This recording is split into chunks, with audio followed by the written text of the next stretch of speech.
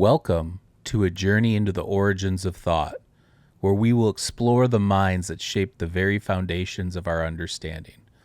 Hello, my name is Mike, and I am the host of Mind Escape Podcast. I am happy to share my new series called Masters of Rhetoric.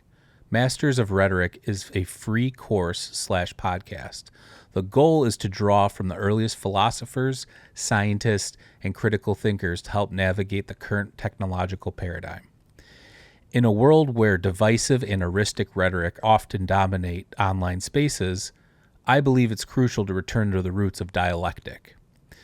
This approach can offer the thoughtful discourse that humanity desperately needs today. So join us on this philosophical adventure by subscribing to our channel and podcast. Engage with us through your comments and critiques. We're excited to hear your thoughts. Let's embark on this journey together with Masters of Rhetoric. Enjoy the series. I'm going to start with terminology and terms so that we can all be on the same page for this slideshow coming up. Philosophy. Philosophy means the love of wisdom in ancient Greek. Epistemology. Epistemology is the theory of knowledge. How do we know what we know? Ontology. Ontology is the study of being. Teleology. Teleology is the study of purpose. Is there a purpose? Metaphysics. Metaphysics is the study of the most general features of reality, including existence, objects and their properties, possibility and necessity, space and time, causation, and the relationship between matter and mind. The word metaphysics has its origin in ancient Greek words meta, which means after or above and beyond, and physika, which is a short-term form of ta meta, ta physika, that is, what comes after physics. Aristotle did not use the term metaphysics, but his editor, Andronicus of Rhodes, possibly used it as its title to indicate that the book should be studied after Aristotle's book he published on physics, literally after physics. Dialectic. Dialectic, also known as the dialectical method, refers originally to dialogue between people holding different points of view about a subject but wishing to arrive at the truth through reasoned argumentation. Dialogue. Dialogue is a written or spoken conversational exchange between two or more people, and a literary and theatrical form that depicts such an exchange. The term dialogue stems from ancient Greek dialogos, which means conversation. The first author who used the term is Plato, in whose works is closely associated with the art of dialectic. Interlocutor. Interlocutor is a person involved in a conversation or dialogue. Two or more people speaking to one another are each other's interlocutors. Sophist. A type of teacher in ancient Greece that taught philosophy, rhetoric, mathematics, music, and athletics for money, but with little regard for truth. Aesthetics. Aesthetics is the study of beauty, ugliness, and abstract things like art. Dogmatic. Dogmatic is the acceptance of beliefs without critical thought, the irrational absolutist commitment to a belief system. Ethics. Ethics is the study of good and evil, right and wrong, rules and virtues, and success and happiness. Ethics has subtopics. Business ethics. An example would be, what is it okay to do? Legal ethics, an example would be, who is it okay to sue? Medical ethics, when is it okay to clone humans? And technoethics, who controls the epistemology of AI, which is a current and ongoing problem that we are dealing with today. Dualism, the metaphysical position that holds that there are two basic, irreducible substances in the universe, of which everything is composed. The most well-known form of dualism is mind-body dualism, particularly that of Descartes. According to the theory of mind and body dualism, everything is made of immaterial, non-physical mind, or spirit, soul, minds, ideas, mental states, etc., or it is made out of material, physical body, human bodies, trees, stars, rocks, mountains, etc., or some combination of the two. Empiricism, an epistemological position in which knowledge claims are based on and confirmed by sensory experience. Usually posed against rationalism, empiricism is sometimes used to refer generally to any epistemological position or theory that focuses on or affirms the authority of sensory experience. In this way, empiricism could be used to describe the theories of philosophers dating back to Aristotle. Sometimes, though, it is used to describe more narrowly the empiricism of a group of modern philosophers known as British empiricists, sometimes called classical empiricists. The later 19th and 20th century philosophers who were influenced by their specific approach to empiricism. The primary British empiricists were John Locke, who lived from 1632 to 1704, George Berkeley from 1685 to 1753, David Hume from 1711 to 1776. The school of philosophy most influenced by this approach to empiricism was logical positivism. Idealism, a metaphysical position in which it is held that everything is composed of immaterial or spiritual substance. According to idealists, matter does not in fact exist. This does not mean that a table in front of you is not real. It is real as an idea or mental object, but not as a physical object. Logic, the branch of philosophy that studies inferential reasoning. Logic is traditionally divided into deductive logic and inductive logic, but the American philosopher Charles Sanders Peirce, who lived from 1839 to 1914, introduced a third type called abductive logic. The first philosopher in the West to systemize logic was Aristotle, whose system dominated logic and logical studies until the development of propositional logic in the late 19th century. Logical positivism, a school of philosophical thought that grew out of the intellectual movement known as the Vienna Circle. Logical positivists were especially interested in the philosophical study of science. They saw science as merely empirical study structured and justified logically, materialism. The metaphysical position that holds that all exists is made of matter or physical substance. Souls, spirits, and immaterial objects in general do not exist. Minds are explained as part of the processes or the physical organic brain. Monism, the metaphysical position that holds that only one type of irreducible substance exists. Everything in the universe is in fact made of this one substance. Many of the earliest philosophers expressed a monist view, asserting the underlying reality to be water, which Thales theorized, air, which Anaximenes came up with, or fire, which Heraclitus came up with. The modern world generally recognizes two forms of monism, materialism and idealism, although there are numerous varieties of those views. Phenomenology, a movement in philosophy and social science that focuses on inner subjective experience to attain understanding. Rationalism, an epistemological position in which knowledge claims are based on and confirmed by the mind and mental processes of the mind, usually posed against empiricism. Rationalism is sometimes used to refer generally to any epistemological position or theory that focuses on or affirms the epistemological authority of the mind. In this way, rationalism could be used to describe the theories of philosophers dating back to Plato. Sometimes it is used to describe philosophical position where the emphasis is on the employment of reason, especially as opposed to the recognition of non-rational, especially emotional, elements of human nature and thought.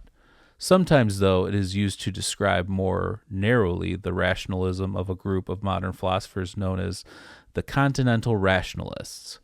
The three primary continental rationalists were René Descartes, from 1596 to 1650, Gottfried Leibniz from 1646 to 1716, and Spinoza, who lived from 1632 to 1677.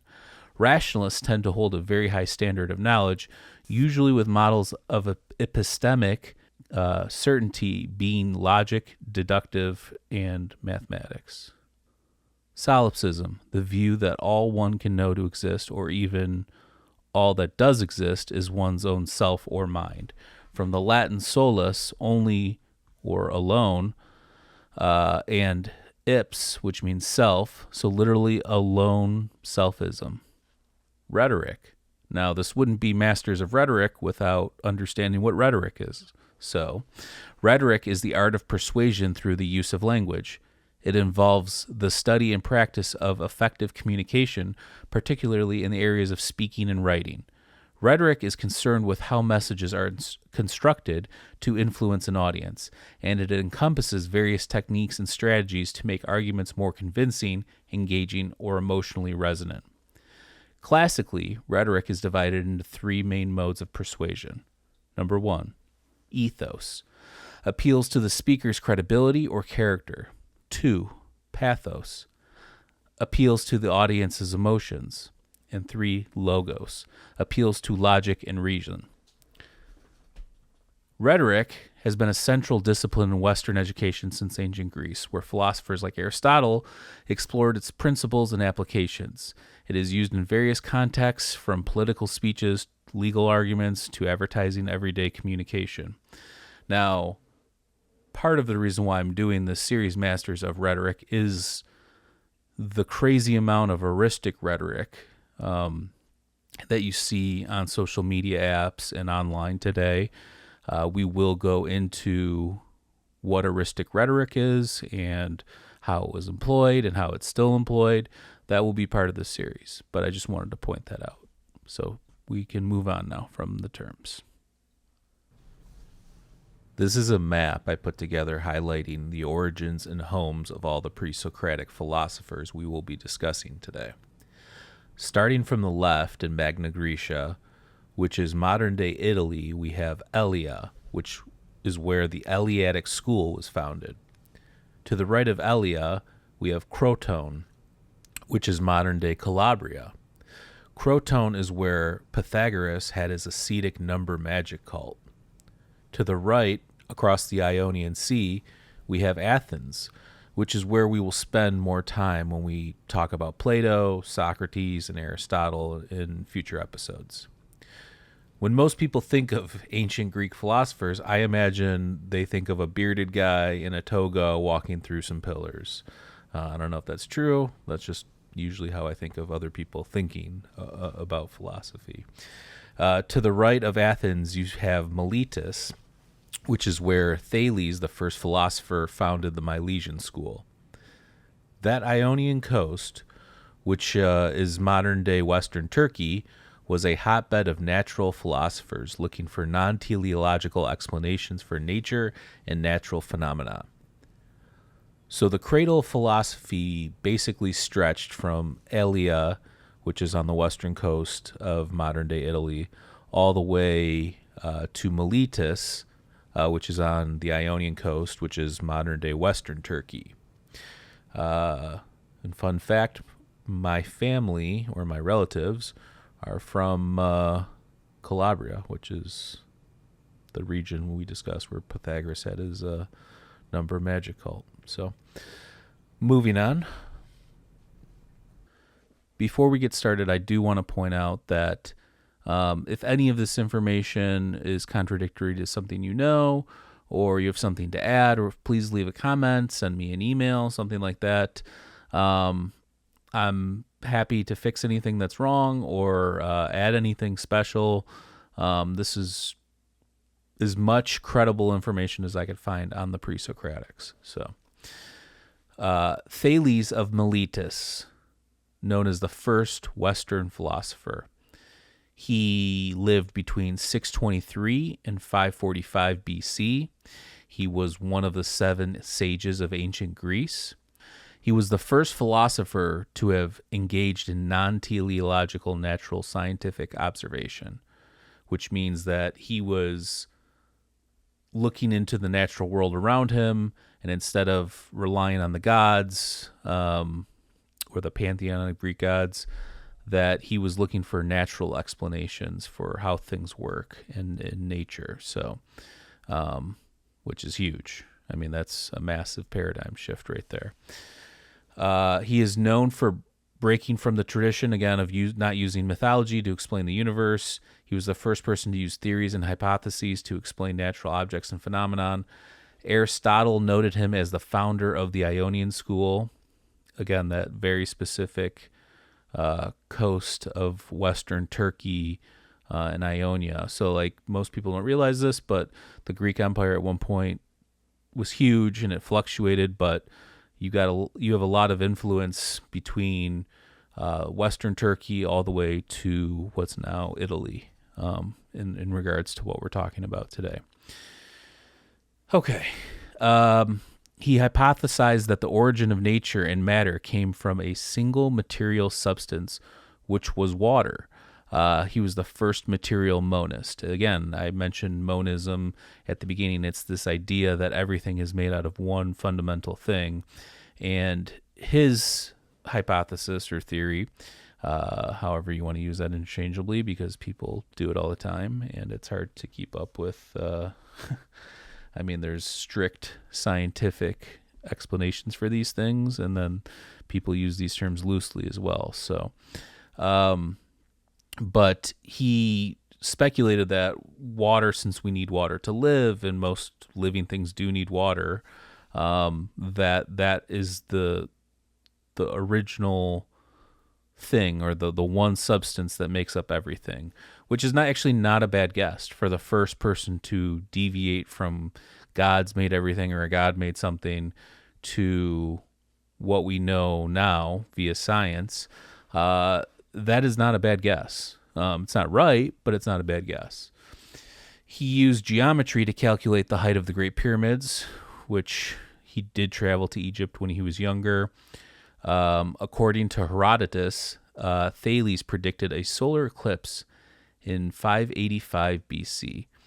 Now, I don't know anybody personally, other than maybe some astronomers that we have had on the Mind Escape podcast, but I don't know anybody personally that could probably figure that out. So that's super impressive, especially back then, given the technology that they had. Being a mathematician and astronomer we don't have the tools that we obviously have today, so it is very different. It says Thales died 30 years before the time of Pythagoras and 300 years before the time of Euclid, but was considered the first mathematician as well. When Thales was asked what was difficult, he said, to know oneself, and what was easy was to advise another. His most famous advice, know thyself, was engraved on the front of the temple of Apollo at Delphi and was attributed to Thales in the Seven Sages. But it was actually made most famous by Socrates. He was the first to use deductive reasoning in relation to mathematics, and he also thought that magnets were either alive or had some level of animism, which, again, we know to not be true, but back then you have two magnets and they're influencing and moving each other without any visible field around it, and that's kind of where you get the guess from the guy that's the first person to at least record these thoughts regarding nature. The most famous anecdote of Thales is probably about his business acumen and also, again, an observation of nature, which is that, so it was all, back then, it was all up to the gods based, on how the harvests would be and everything like that. He realized that the more it rained, the more olives would be produced. So what he did was he went around and during the next rainy season, he bought up all the olive presses so that when they had this huge flux of olives coming in during the harvest, people had to come to him for the machines, and he just raked in loot. And he didn't need the money, but it was just another exercise of him understanding what a lot of people back then didn't, which is that there are natural explanations for these things, and people that are chalking everything up to the gods, well, they're kind of missing the whole point here. So he is definitely a paradigm shifter, if there ever was one, in terms of just moving everything away from the old ways, the old gods, how things used to work, how people used to think, that kind of a thing. Solon. You might have heard Solon's name come up when discussing Atlantis, as he was the one who passed down the story of Atlantis to Plato. But let's go through some of his other contributions. He lived from 630 to 560 BC. He was an Athenian statesman. He was a lawmaker. He was a poet. He laid the foundations for Athenian democracy. According to Herodotus, Solon visited the pharaoh of Egypt, Amasis II. According to Plutarch, Solon discussed philosophy with two Egyptian priests, Xenophus of Heliopolis and Sancus of Sais. According to Plato's dialogues, the Timaeus and the Critias, Solon visited Neith's temple at Sais and received from priests there an account of the history of Atlantis. He was an ancestor supposedly 3 generations removed from Plato on Plato's mother's side. He was known for his political and economical reform. Solon aimed to reduce the power of aristocrats and increase participation of common people in government. He implemented laws to promote economic fairness, such as banning the export of all agricultural products except olive oil, to ensure that there was enough food for the Athenians. Solon was also a poet, and his poetry often reflected his political views and ideals of justice and moderation. His verses were used to explain and justify his reforms to the public. Solon's reforms laid the foundation for later development of Athenian democracy. Although his reforms did not immediately resolve all of Athens' social and economic issues, they were crucial in preventing the rise of tyranny and setting the stage for future democratic governance. He is often credited with saving Athens from civil strife and setting it on the path to becoming a major power in the ancient world. Solon is remembered as a key figure in Athenian history whose reform had a lasting impact on political and social structure of the city-state. Now, Solon wasn't a traditional pre-Socratic in the sense that he was a pure philosopher, but I added him in here because I do believe that he did contribute things and was one of the first thinkers or critical thinkers in these regards, similar to Thales, so I added him in here. Anaximander, who was the student of Thales from the Milesian school. He lived from 610 to 546 BC. After Thales, he became the second master of the Milesian school. He taught Anaximenes and possibly Pythagoras. He was the first philosopher to write down his studies. Only one of his works survived, but testimonies from other historical works provide a picture of who he was. He was a material monist that believed the apeiron, which means limitless or infinite in cosmological terms, was the source of all things. He also used arche, first in philosophical terms, which meant origin or beginning. He was the first to theorize the earth floats still in the infinite, not supported by anything. He's referenced by some as the father of cosmology. His theories of the universe were trending towards demystifying natural phenomena and processes. Anaximander speculated that life began in the water and that humans and other land animals evolved from aquatic forms. This is one of the earliest recorded theories of evolution.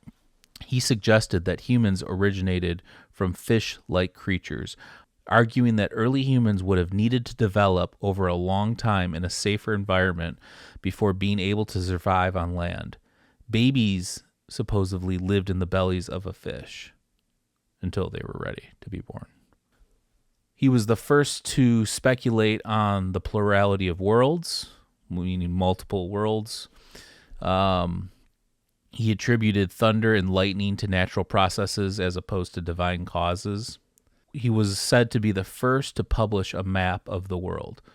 Here's a little thing that he wrote on the Apeiron. Whence things have their origin, thence also their destruction happens, according to necessity, for they give each other justice and recompense for their injustice, in conformity with the ordinance of time. Again, he's following with the progression of the Milesian school. Thales set the tone for natural explanations. Now you have Anaximander picking up the torch and carrying that torch. And next we have Anaximander's student Anaximenes.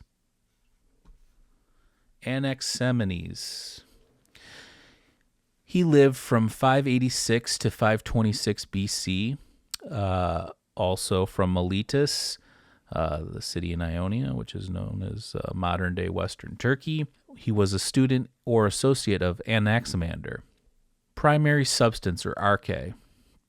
Anaximenes proposed that air is the fundamental substance of the universe from which everything else is derived.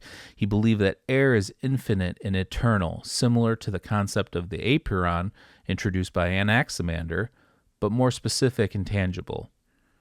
Processes of rarefaction and condensation. Anaximenes explained the transformation of air into different forms of matter through the process of rarefaction and condensation. Rarefaction is when air is rarefied or expanded, it becomes fire. Condensation, when air is condensed, and it first becomes wind, then clouds, then water, then earth, and then finally stone. This process accounts for the various forms of matter observed in the natural world. He suggested that the sun, moon, and stars are all comprised of rarefied air and are all carried around the earth by rotation of the heavens. So here you have Anaximenes' version of monism. Again, not right, but you see a trend here. You have Thales, with his version, which is water. His version of monism is water. And then you have Anaximander, whose version is the Apeiron, which is the limitless infinite. And then you have air is basically what Anaximenes' monism is. Anaximenes associated air with the soul, considered it life-giving principle in living beings. He believed that just as air sustains the cosmos, it also sustains life. He also continued the tradition and the transition from myth to natural explanation. Anaximenes continued the Milesian tradition of seeking natural explanations for the origins and workings of the universe while moving away from the mythological interpretations. He provided naturalistic explanations for meteorological phenomena such as rain, hail, lightning, and attributing them to the processes of condensation and rarefaction of air. While less well-known than some of his other contemporaries, Anaximenes' focus on a single underlying substance and processes of transformation influenced later pre-Socratic thinkers and contributed to the development of natural philosophy. Again, like most of these people, monism's almost like a basic form of a theory of everything, in a sense. Not that it explains everything, but it's trying to.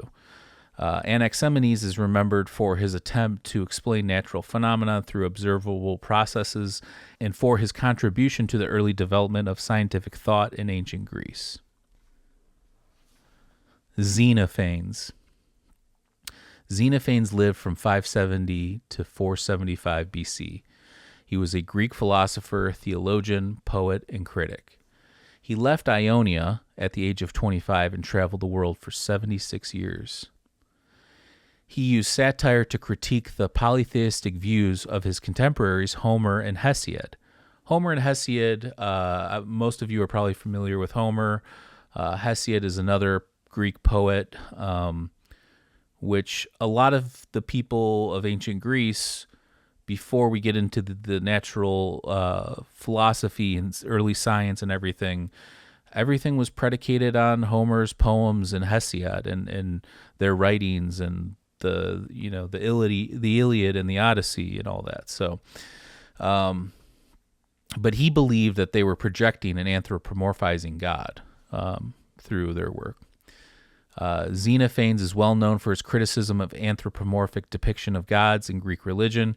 He argued that if animals had gods, they would depict them in their own image just as humans do. He wrote about wet and dry, or water and earth. He theorized that these two states would alternate pushing human life into extinction, and then it would regenerate, and vice versa, depending on the dominant form. This would suggest that he believed in causation, which is a major contribution to the evolution of scientific thinking. Through examining fossils, he believed the Earth must have been completely covered by water at some point. He believed there are an infinite number of worlds not overlapping in time. He was one of the first philosophers to distinguish between true belief and knowledge.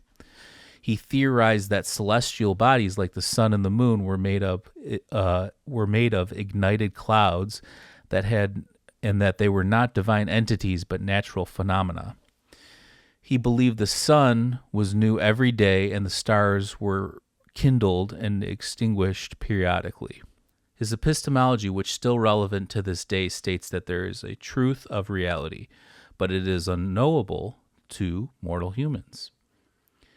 His skepticism about human knowledge and his criticism of religious practices made him an important figure in the development of early Greek philosophy. Now we get to Pythagoras, and most people have heard of Pythagoras, but if you haven't, we will go through everything. And most people have heard of him through his theorem, the Pythagorean theorem. Pythagoras lived from 570 to 495 BC. He was an Ionian Greek philosopher. He was the founder of Pythagoreanism. His philosophies influenced Plato, Aristotle, and most of Western philosophy. His political and religious ideas were influential. He was born on the island of Samos in the Aegean Sea. He created an ascetic commune/cult and school in Crotone, which is modern-day Calabria, Italy, where initiates were sworn to secrecy. He taught metum or metum psychosis, which is the transmigrations of the soul, that upon death the soul enters a new body. His transmigration cult could have been influenced by Orphism, which is an ancient Greek cult that predated Pythagoras. The only way out of the reincarnation cycle was supposedly to live an ascetic life. His followers, I believe, had to be vegetarian or vegan and just live a wholesome, again, ascetic life. And the idea is that the soul is immortal and then reincarnates after death. And they believed that your soul could enter a body of an animal or whatever. He created the Pythagorean theorem, the 5 regular solids, and the theory of proportions. He studied in Egypt and was fascinated by the Egyptian god Thoth, also known as Hermes. He studied with the Egyptian priests at Thebes. He learned to speak Egyptian from the pharaoh Amasis II himself. He may have invented the harmony of spheres, which is the idea that the planets move according to mathematical equations, causing a resonant vibration that is an inaudible symphony tied to math, religion, and harmonic resonance. He coined the term philosopher. He may have been the first to make the connection between mathematics and music. There is an anecdote of him listening to blacksmiths work, and one anvil was double the size of another, and it made the tone of an octave. He then connected math and tones. Harmonies are mathematical ratios. Below you have an example of something he created called the Teractus. Heraclitus. Heraclitus lived from 535 to 475 BC. He was a pre-Socratic Greek philosopher. He was from Ephesus, which is located on the Ionian coast. He was self-taught and led a lonely life. He was known as the weeping philosopher and also the obscure, and he was said to have gained his knowledge from questioning himself. He focused on metaphysics, epistemology, ethics, politics, and cosmology. He was considered to be one of the two founders of ontology. He coined the term logos, which means principle of order and knowledge. The term was used in different ways by the sophists and other ancient Greeks. He developed the philosophical concept of becoming, which is the possibility of change in a thing that has being. He was a material monist that believed fire was the arche. He also believed that the essence of the universe is ever-present change. He is most famous for saying, "No man ever steps in the same river twice," which is one of the most famous philosophical sayings of all time. And what he means by that is that when you step in a river, pull your foot out, and let's say you put it back in, by then the exact particles and water molecules and everything are completely different. So it's not technically the same river. So we can debate that. Lots of people do, but that is what he meant by that. He died of dropsy, also known as edema. He did not listen to the medical physicians that were advising him, and he tried to treat himself by burying himself in cow manure and then died later that day. Heraclitus wrote a single work, traditionally titled On Nature. These fragments are often enigmatic and aporistic, contributing to his reputation as the obscure or the riddler. Heraclitus's ideas profoundly influenced later philosophical traditions, particularly the Stoics, who adopted and adapted his concept of the logos. He was not considered a friendly guy, and he was always angry and considered a curmudgeon. He would play dice all day long. He had a quote saying something along the lines of, people are like infants and their opinions are like their toys. His divine logos meant universal cosmic law. Everything is one thing on a spectrum. Parmenides. Parmenides lived from 515 to 450 BC. According to Plato's Parmenides dialogue, Parmenides was a pre-Socratic Greek philosopher from Elea. He founded the Eleatic school of philosophy. He was a student of Xenophanes. He was a teacher of Zeno. His single surviving work was a poem called On Nature. His main focuses were metaphysics and ontology, which is the study of being. His most famous thoughts were, "Thought and being are the same. Nothing comes from nothing, the void." He argued that the perception of everyday life and reality of the physical world is wrong, and that reality was actually one being. Parmenides is best known for his doctrine that being is and non-being is not. He argued that reality is unchanging, eternal, and indivisible, and that all change or multiplicity is an illusion. This marks a radical departure from earlier thinkers who believed in the reality of change. Parmenides asserted that change, motion, and diversity are impossible because they imply the existence of non-being, which he argued is a logical contradiction. According to Parmenides, what truly exists is a single, unchanging, and homogeneous reality. Parmenides emphasized the role of reason over the senses in understanding the truth. He believed that sensory perception is deceptive and cannot lead to genuine knowledge, which can only be attained through rational thought. Parmenides' philosophy represents a turning point in ancient Greek thought, shifting the focus from cosmology to ontology, the study of being. His work laid the groundwork for the development of metaphysics and introduced the trajectory of Western philosophy.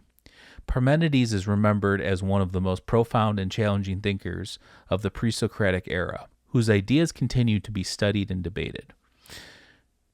Parmenides diverged from Democritus by thinking empty space is impossible, but otherwise they had similar metaphysics. He wrote in hexameter verse, which is super rare way to write and also hard to understand. Zeno. Zeno lived from 490 to 430 BC. He is known as Zeno of Elea. He was a Greek philosopher. He was a member of the Eleatic school founded by Parmenides. Aristotle credited him with being the inventor of dialectic. He is mentioned in Plato's Parmenides dialogue and Aristotle's Physics. He was possibly the first philosopher to dabble in mathematical infinity. He is most famous for creating 9 paradoxes. Achilles and the tortoise. This paradox argues that a faster runner, Achilles, can never overtake a slower one, a tortoise. If the slower runner has a head start, because Achilles must first reach the point where the tortoise started, by which time the tortoise has moved further ahead. The dichotomy paradox. This paradox suggests that motion is impossible because before an object can travel a certain distance, it must first travel half that distance, and before that half of the half, ad infinitum. The infinite division implies that motion can never begin. The arrow paradox. Zeno argues that if you consider an arrow in flight at a single instant of time, it is at rest, because at that instant it occupies a space equal to itself. If it is at rest every instant, then it must be at rest for the entire time of its flight. The paradox of the grain of millet. Zeno questions the concept of divisibility by pointing out that if a single grain of millet makes no sound when it falls, then how can a bushel of millet, which is just a collection of single grains, make a sound? Zeno's paradoxes were intended to defend Parmenides' doctrine of the oneness and unchanging nature of reality by showing the absurdities and contradictions that arise from assuming the reality of motion, change, and plurality. His arguments challenge the reliability of sensory experience and support the idea that reason alone can reveal the truth about the nature of reality. Methodology. Reductio ad absurdum. Zeno is often credited with developing the method of reductio ad absurdum, where an argument is refuted by demonstrating that its logical consequences lead to absurd or contradictory results. This technique became a fundamental tool in later philosophical and mathematical reasoning. Democritus. Democritus is probably one of the most influential pre-Socratics in terms of influencing modern science and philosophy. So let's take a look. Democritus lived from 460 to 370 BC. He was born in Abdera, a city in Thrace, Greece. His name means chosen of the people. He is most famous for inventing the concept of atoms and atomic theory. The term atom comes from the Greek word atomos, which means indivisible. The term was not used again until scientists and chemists started using it in the early 19th century. There is a debate if the idea was originally Democritus or his teacher Leucippus. Aristotle credited Leucippus with inventing atomism. Democritus is best known for developing the theory of atomism. He proposed that the universe is composed of 2 fundamental elements, indivisible and indestructible atoms, atomos meaning uncuttable, and the void, which is empty space, in which they move. According to Democritus, atoms are infinite in number. They vary in shape and size, and combine in various ways to form all matter. These combinations account for the diversity of the physical world. Epicurus was influenced by Democritus and based his testimony Leucippus never existed. People still debate these matters to this day. Again, I want to point out a lot of what we know is from fragmented texts, third-hand accounts, later philosophers writing about these older philosophers, and things of that nature. So some of these things have crossover in terms of who gets credit between 2 people, or a student of a teacher getting credit, or vice versa. So just keep that in mind. I mean, we're talking about over 2,000 years ago. So there is no real way of knowing other than just what we know, again, through texts and accounts and what we have. Eudaimonia, or happiness or flourishing. Democritus believed that happiness is the ultimate goal of life and can be achieved through moderation, self-discipline, and cultivating a contented and tranquil state of mind. He emphasized the importance of living a virtuous life in accordance with nature. Relativism. He held that ethical values such as good and evil are relative to individuals and cultures, but he also believed in the pursuit of a balanced life guided by reason. Void hypothesis. He believed, contrary to Parmenides and Zeno's motion paradox, that a void must exist. Parmenides and Zeno believed a void cannot exist, since nothing is still something. He believed the knowledge of truth is difficult since perception through the senses is subjective. Democritus believed that all natural phenomena, including human thoughts and actions, are a result of the interactions and motions of atoms, following natural law without the involvement of chance or divine intervention. Democritus distinguished between two types of knowledge: true-born knowledge, which is obtained through reason and intellect, and bastard knowledge, which is obtained through the senses and often deceptive. Infinite universe. Democritus proposed that the universe is infinite in both space and time, containing countless worlds, some of which may be inhabited. So now you have speculation that, Giordano Bruno, infinite worlds with infinite life, you get there through here.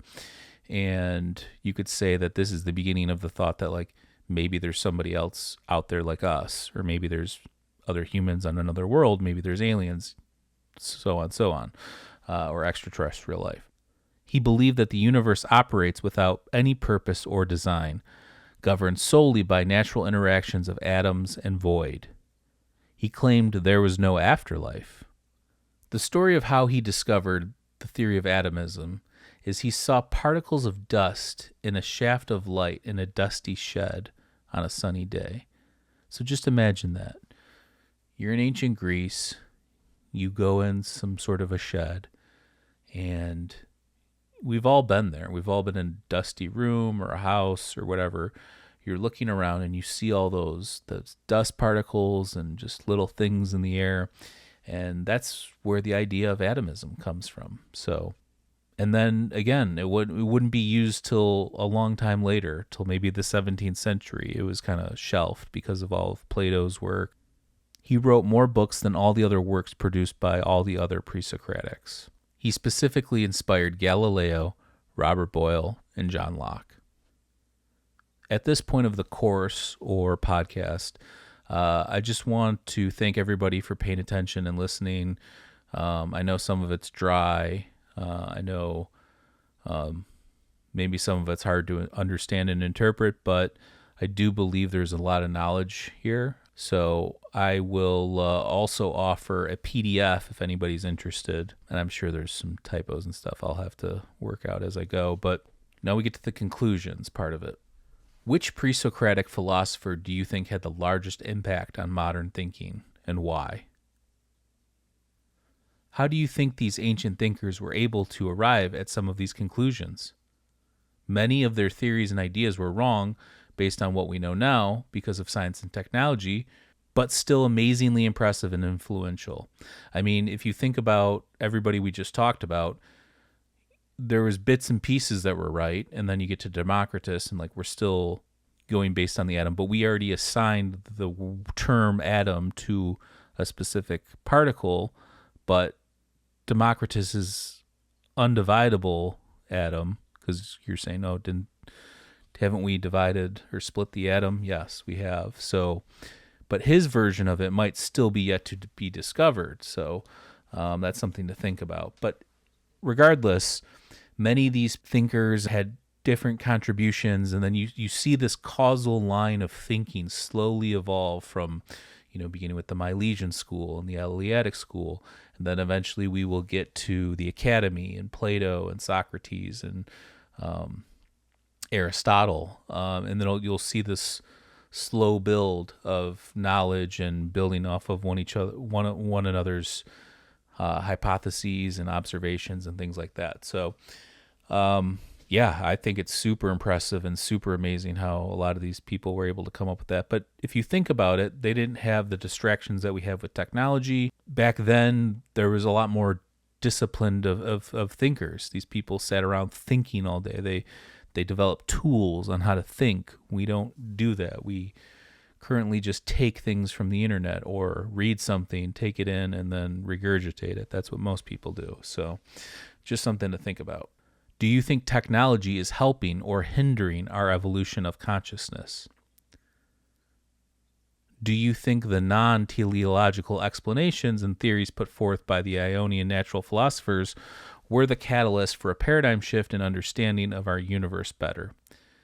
Meaning, did Thales, Anaximander, and Anaximenes change the game in terms of now instead of gods and goddesses and things like that, we have natural explanations which will eventually lead to science. And here we are today using science to further our exploration and understanding of the universe. I 100% believe that that was the catalyst for a paradigm shift. Did you learn anything new about these ancient thinkers that you can implement into your own life or philosophies?